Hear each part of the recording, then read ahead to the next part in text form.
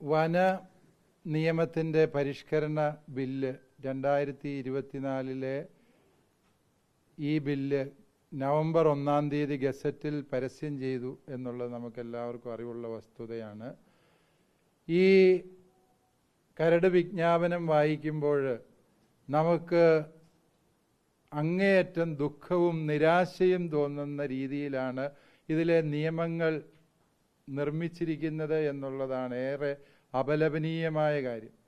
ഇവിടുത്തെ മലയോര ജനത വനം ഉദ്യോഗസ്ഥരെ കൊണ്ട്, അതുപോലെ തന്നെ വനവുമായി ബന്ധപ്പെട്ട കിരാത നിയമങ്ങളെ കൊണ്ട് പൊറുതിമുട്ടി നിൽക്കുന്ന സാഹചര്യമാണ്. കർഷകന്റെ കൃഷിഭൂമിയെ ബഫർ സോണാക്കി മാറ്റുക, അതിനുശേഷം അതിനെ വനഭൂമിയാക്കി മാറ്റുക, അതിലൂടെ വനാതിർത്തി വർദ്ധിപ്പിച്ചു എന്ന അവകാശവാദമുണ്ടാക്കി കാർബൺ ഫണ്ട് സ്വരൂപിക്കുക, ഇതൊക്കെയാണ് നാളിതുവരെയും ഇവിടെ നടന്നുകൊണ്ടിരുന്ന വിഷയങ്ങൾ. വീണ്ടും വീണ്ടും വനം വകുപ്പിനെ കുറിച്ച്, വനം വകുപ്പിൻ്റെ കൃത്യവിലോപത്തെക്കുറിച്ച് പറയേണ്ടി വരുന്നതിൽ ഞങ്ങൾക്ക് അങ്ങേയറ്റം ദുഃഖമുണ്ട് എന്ന് ആദ്യമേ തന്നെ പറയട്ടെ. ഇതിലെ നിയമങ്ങൾ എന്ന് പറയുന്നത് ഒരു ഉത്തര കൊറിയ പോലെയുള്ള രാജ്യത്ത് നടപ്പിലാക്കേണ്ട നിയമങ്ങളാണ് ഇതിൽ വനപാലകരായ ഉദ്യോഗസ്ഥർ എഴുതി ചേർത്തിരിക്കുന്നത്. ഇവിടെ ജനാധിപത്യമാണോ ഉദ്യോഗസ്ഥ ആധിപത്യമാണോ നടപ്പിലായിരിക്കുന്നത് എന്ന് സംശയം തോന്നത്തക്ക രീതിയിലാണ്. ജനപക്ഷത്ത് നിന്ന് ചിന്തിക്കാനോ ജനങ്ങളുടെ ആവശ്യങ്ങൾ എന്താണ് എന്ന് ചോദിച്ചറിയാനോ ഉള്ള ഒരു നീക്കവും ഇവിടെ നടന്നിട്ടില്ല. നമുക്കറിയാം, ഇതിൻ്റെ ഈ കരട് വിജ്ഞാപനത്തിൽ കൊടുത്തിരിക്കുന്ന നിർദ്ദേശങ്ങൾ അനുസരിച്ച് ഒരു ഫോറസ്റ്റ് ബീറ്റ് ഓഫീസർക്ക് പോലും കേരളത്തിലെ ഏതൊരു വ്യക്തിയെയും എവിടെ വെച്ചും അറസ്റ്റ് ചെയ്ത് കാരണം കൂടാതെ കാണിക്കാതെ അറസ്റ്റ് പോലും രേഖപ്പെടുത്താതെ കൊണ്ടുപോകാനും കസ്റ്റഡിയിൽ വയ്ക്കാനും ചോദ്യം ചെയ്യാനും എന്നേ എഴുതിയിട്ടുള്ളൂ. പക്ഷേ അത് പലപ്പോഴും ചോദ്യം ചെയ്യലല്ല, ഭേദ്യം ചെയ്യലാണ്. വനം വകുപ്പിൻ്റെ കിരാതമായ നടപടിക്രമങ്ങളിലൂടെ ജീവഹാനി സംഭവിച്ച മനുഷ്യരുടെ എണ്ണത്തെക്കുറിച്ച് എങ്കിലും ബഹുമാനപ്പെട്ട വനം വകുപ്പ് മന്ത്രി ചിന്തിക്കേണ്ടതായിരുന്നു.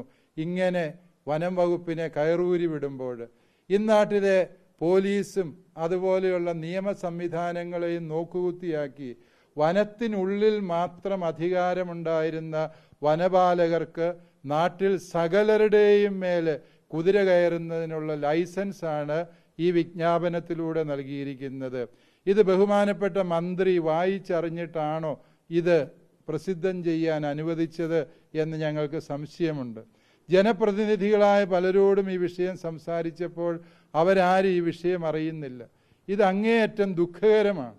ജനത്തിന് വേണ്ടി നിയമം നിർമ്മിക്കുവാൻ വേണ്ടി തിരഞ്ഞെടുക്കപ്പെട്ട MLA-മാരും അറിയാതെ ഉദ്യോഗസ്ഥരുടെ ഇഷ്ടങ്ങൾ മാത്രം ഇങ്ങനെ ഒളിച്ചു കടത്തുന്നത് അങ്ങേയറ്റം ജനാധിപത്യ വിരുദ്ധമായ പ്രക്രിയയാണ്. ഭരണഘടന ഇവിടുത്തെ പൗരന് നൽകുന്ന സ്വാതന്ത്ര്യമുണ്ട്. ആർട്ടിക്കിൾ 21 ആ സ്വാതന്ത്ര്യത്തിൻ്റെ മേലുള്ള ബോധപൂർവമായ കടന്നുകയറ്റമാണ്. പ്രത്യക്ഷത്തിൽ തന്നെ ഈ നിയമം ഭരണഘടനാ വിരുദ്ധമാണ് എന്ന് പറയാൻ ഞങ്ങൾ ആഗ്രഹിക്കുന്നു.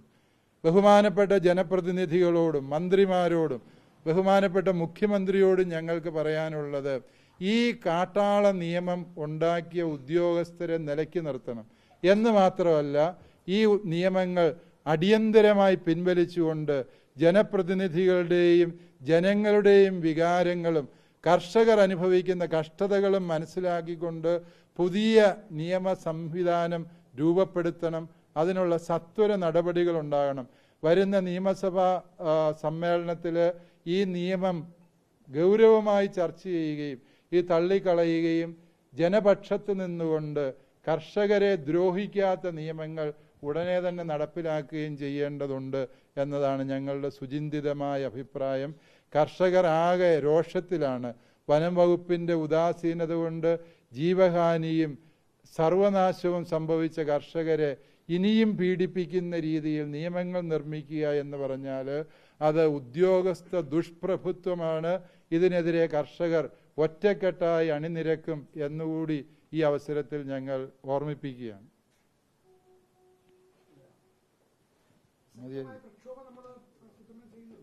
തീർച്ചയായും ശക്തമായ പ്രക്ഷോഭങ്ങൾക്ക് ഞങ്ങൾ നിർബന്ധിതരാവുകയാണ്. ബഹുമാനപ്പെട്ട വനം വകുപ്പ് മന്ത്രി ശശീന്ദ്രൻ സാറ് ഞങ്ങളോട് വിശദമായി സംസാരിച്ചിരുന്നു ഏതാനും മാസങ്ങൾക്ക് മുൻപ്. ഞങ്ങളുടെ ആവശ്യങ്ങളൊക്കെ അനുഭാവപൂർവ്വം പരിഗണിക്കാം എന്ന് അദ്ദേഹം പറഞ്ഞിട്ട് പോയതാണ്. അതിനുശേഷമാണ് ഇപ്രകാരം ഒരു നിയമവുമായിട്ട് രംഗത്ത് വന്നിരിക്കുന്നത്.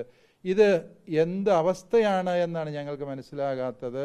കർഷകനെ ദ്രോഹിക്കാൻ ഇങ്ങനെ ഉദ്യോഗസ്ഥരെ കയറൂരി വിടുന്ന, സർവ്വ അധികാരങ്ങളും അവർക്ക് വിട്ടുകൊടുക്കുന്ന ഈ വ്യവസ്ഥിതി തിരുത്തി എഴുതപ്പെട്ടേ പറ്റൂ.